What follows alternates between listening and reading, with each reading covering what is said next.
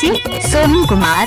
तीन के चौकी चार के बेलना मोर घर आके चलाए फुकना। तीन के चौकी चार के बेलना मोर घर आके चलाए फुकना। नहीं है मोर घर एयर कंडीशन मोर घर माया के जानू पसता दे जन।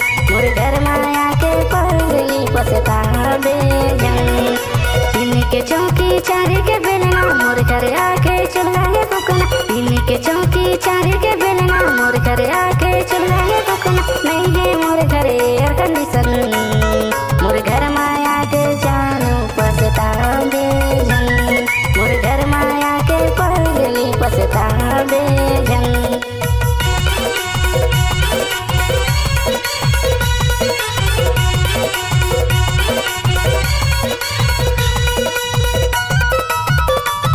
नाचुरी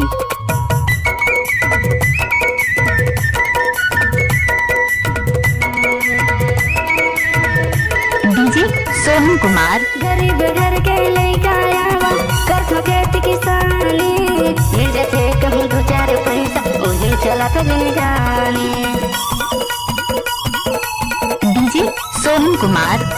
गरीब घर के लइका आवा करथो खेती किसानी। मिल जाथे कहूँ दो चार पैसा ओही चला तो जानी।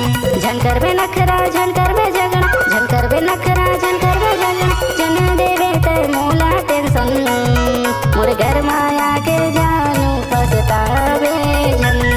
मोर घर माया के पगली पछतावे जन।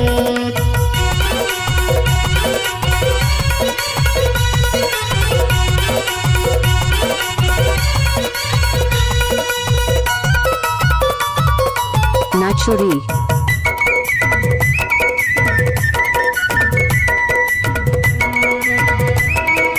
डीजे सोनू कुमार।